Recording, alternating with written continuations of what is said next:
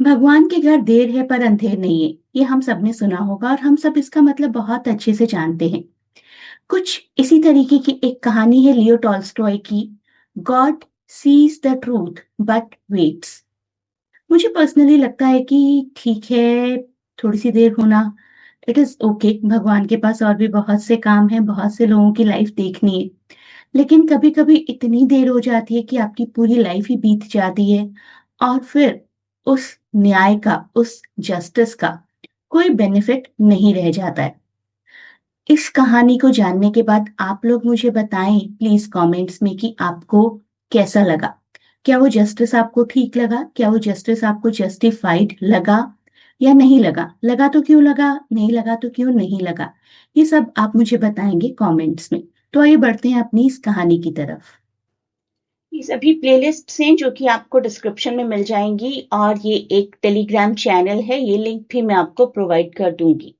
यहाँ पर मैं टाइम टू टाइम आपको कुछ टिप्स प्रोवाइड करती रहती हूँ।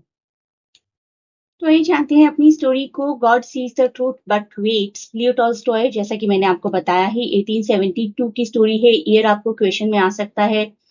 It tells the story of a man जिनको रॉन्गली एक्यूज किया गया है, किसी मर्डर के लिए प्रिजन में भेज दिया गया है साइबेरिया में।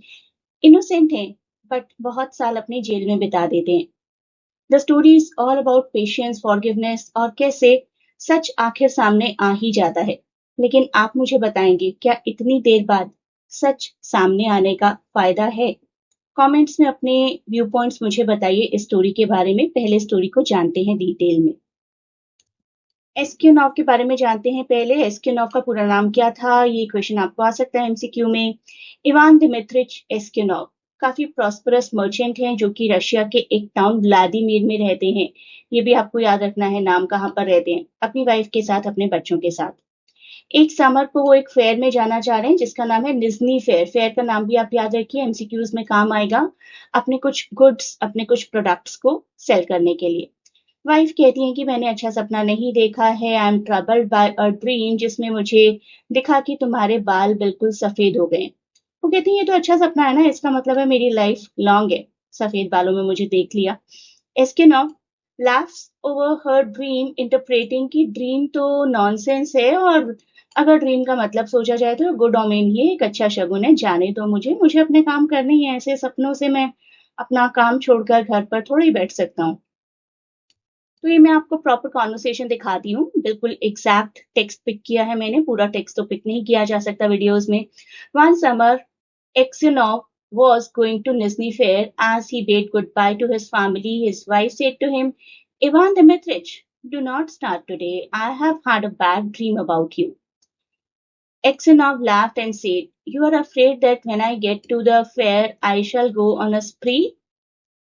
वाइफ ने कहा, नहीं, मुझे नहीं पता क्या है, किस चीज से मैं डरी हुई हूँ। What I am afraid of, all I know is that I had a bad dream. I dreamt you returned from the town, and when you took off your cap, I saw that your hair was quite grey. वापस आए, अपनी टोपी उतारी, बाल सफेद हो चुके थे, यानी कि मेरी उम्र लंबी है। He laughed. That's a lucky sign. See, if I don't sell all my goods and bring you some presents from the fair. तो कहते कोई बात नहीं, लकी साइन था ये, और मैं जा रहा हूँ, और मैं वापस आते हुए तुम्हारे लिए बहुत से तोहफे, बहुत से गिफ्ट्स लेकर आऊंगा। अब इनकी जर्नी शुरू हो जाती है, इनका एक फेटल एनकाउंटर होता है। On his journey, Exenov befriends another merchant and they spend the night together at an inn. धर्मशाला में अपनी रात बिताते हैं, sleeping in adjoining rooms. Exenov departs early in the morning before dawn while the air is still cool. तो एक्सेनॉव को आदत थी सुबह जल्दी उठने की। He was a morning person. सुबह सुबह ही वो धर्मशाला छोड़ देते हैं और अपनी फर्दर यात्रा शुरू करते हैं। Later that day, officials stop him and accuse him of murdering the merchant who was found dead with his throat slit. जिस इन में रह रहे थे उसमें किसी मर्चेंट का मर्डर हो गया है और उसके इल्जाम में गिरफ्तार किया जा रहा है एक्सेनॉफ को। A search reveals a blood-stained knife in Exenov's bag. Search किया जाता है उनका सामान, खून से सना हुआ एक बड़ा सा चाकू है उनके बैग में, which is proof enough to arrest him. वो एक्सप्लेन नहीं कर पाते हैं उनके पास उनके बैग में कैसे आया वो चाकू। Despite his protests, he is arrested and taken to jail. Exenov is subjected to a ceremonial flogging. Flogging का मतलब होता है किसी को बहुत सीवियर लेवल पर फिजिकल पनिश करते रहना, हंटर मारते रहना, कोड़े मारते रहना. And he sentence to hard labour in Siberia. उनकी वाइफ उन्हें प्रिजन में विजिट करने आती हैं, ब्रेकडाउन हो जाती हैं और चेन में अपने हस्बैंड को नहीं देख पाती. When she asks whether he really committed the murder, that was another death for Exenov. Exenov is heartbroken and loses all hope. Realise करते हैं कि अरे मेरी वाइफ को भी मुझ पर शक है. एम आई सच पर्सन जो किसी को मार सकते हैं? He puts all his trust in God and accepts his suffering as a fate. कई बार होती है ऐसी सिचुएशन कि हम कुछ भी नहीं कर पाते हैं. The another person doubts us and we are completely innocent. लेकिन उस वक्त पर हम कुछ नहीं कर सकते तो अपना पूरा फेथ भगवान में रखकर सब कुछ भगवान के हाथ में छोड़ सकते हैं. That is the only thing that can be done. अपनी लाइफ के 26 साल वहां बिता देते हैं जो कि अपनी वाइफ अपने बच्चों के साथ खुशी खुशी घर में बिता सकते थे. बहुत रिलीजियस हो जाते हैं, बहुत हम्बल हो जाते हैं. His hair turns white, he walks with difficulty and he never laughs. Among other prisoner वो एक सेंट की तरह है अपनी ऑनेस्टी की वजह से, अपनी मीकनेस की वजह से, अपने विजडम की वजह से. He spends much of his time reading religious books and praying, becoming a spiritual leader in the camp. पूरे कैंप में, पूरे जेल में वो एक स्पिरिचुअल लीडर, वो एक सेंट की तरह पॉपुलर हो चुके हैं. जेल में एक नया इनमेट आता है जिसका नाम है Makar Semyonich. He arrives at the prison camp. He is around the same age at age Aksyonov and he is also from Vladimir, the same town. Semyonich अपने बारे में बहुत बड़ी बड़ी बातें करते हैं और कहते हैं कि he has been wrongly imprisoned for horse theft but hints at darker deeds from his past. कहते हैं कि अभी मुझे रॉन्गली एक्यूज किया गया लेकिन मैंने पहले कभी पास्ट में ऐसे क्राइम किए हैं जिनसे मैं बच गया. एक्सेनॉव काफी सस्पिशियस हो जाते हैं, ग्रेजुअली रियलाइज करते हैं कि Semyonich may be the true murderer जिन्होंने मुझे फ्रेम किया. मेरे बैग में वो ब्लड स्टेन्ड नाइफ डाला. ऑल्दो अभी तक 26 साल बीत चुके हैं, बहुत टॉर्मेंटेड हैं by the memory of his lost life. Aksyonov remain silent कि अब क्या ही करना है मुझे जेल से बाहर जाकर, ऐसा सोचकर वो शांत रहते हैं. लाइफ जो हो सकती थी 26 सालों में वो नहीं हुई. अब बाहर जाकर क्या करेंगे? अभी भी अपनी प्रेयर्स कंटिन्यू करते हैं इंस्टेड ऑफ रिवेंज. एक टनल इंसिडेंट होता है, देखिए क्या है वो. Later one night, Exenov stumbles upon Semenich secretly digging a tunnel under his bed to escape. Exenov witness करते हैं कि सेमिनिच एक सुरंग बना रहे हैं अपने बेड के नीचे से. सेमिनिच एक्सेनॉव को थ्रेटन करते हैं कि अगर किसी को बताया तो I'll kill you. Exenov, instead of seeking revenge, tells him that he has already lost everything. तुम क्या ही मारोगे, मुझे तो भगवान ने ऑलरेडी मार दिया था. The next day, the tunnel is discovered by the soldiers, and when questioned by the governor, Aksenov chooses not to betray Semyonich. Governor Aksyonov से पूछना चाहते हैं कि तुम बताओ, because you are a saintly person, you will tell the truth. Jail में कौन ये सुरंग खोद रहा है? एक्सेनॉव सेज कि I do not know anything. अपना रिवेंज ले सकते थे लेकिन नहीं ले रहे हैं. मैंने इस पर्सन को एक मर्डर के इल्जाम में जेल भिजवा दिया. 26 साल इसकी लाइफ के खराब कर दिए और फिर भी इसने मेरे अगेंस्ट कुछ भी नहीं किया. That feeling hurts Semyonich. That night a shaken Semyonich approaches Aksyonov deeply moved by his mercy.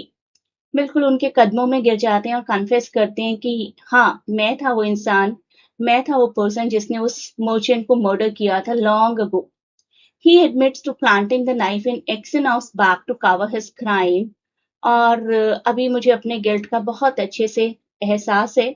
मैं तुमसे माफी मांगता हूं और अथॉरिटीज के सामने अपना गुनाह कबूल करना चाहता हूं. एक्सेनॉव कहते हैं मैं कौन होता हूं तुम्हें माफ करने वाला, फिर भी मैं कह सकता हूं कि गॉड तुम्हें माफ करेंगे और फॉरगिव करेंगे truly. He even claims that he might be worse himself, showing total humility. एक्सेनॉव कहते हैं कि हो सकता है कहीं ना कहीं मेरे किसी कर्मास की पनिशमेंट मुझे मिली हो. After this act of forgiveness, Exenov feels a sense of spiritual peace and no longer desires to return home. थोड़ा बहुत छोटा मोटा जो डिजायर उनके मन में अभी तक रहा भी होगा ना कि घर जाते हैं अपनी फैमिली को देखते हैं, वो सब भी खत्म हो गया इस इंसिडेंट के बाद. Semenich confesses and Exenov is declared innocent और उनकी डेथ हो जाती है जेल में बहुत ही पीसफुली इससे पहले कि उन्हें जेल से रिलीज किया जाए, ही डाइज। तो अब आप मुझे बताइए कि इंसाफ तो हो गया, लेकिन क्या इतनी देर से हुआ इंसाफ असली इंसाफ है? आपको क्या लगता है? और साथ ही साथ इन एमसीक्यूज का आंसर भी करिए। God sees the truth but waits हाँ was published in which year? 1870, 72, 74 और 76? What is the full name of Aksionov, Ivan Dmitrich, Ochimilov, Vladimir और Pyotr? Aksionov कौन से टाउन में रहते थे? ABCD, whatever you feel is the right answer, please do tell me in comments. Where was Aksionov going? A village, a market, a fair, Nizhny fair, or to Vladimir? Ivan Dmitrich, do not start today. किसकी line है ये? Aksionov की, Aksionov की wife की, Aksionov की mother की या Aksionov के फादर की? At present, I have not made any great PDF group for this subject, लेकिन आपको काफ़ी हेल्प मिल जाएगी अगर आप इस चैनल को ज्वाइन कर लेते हैं।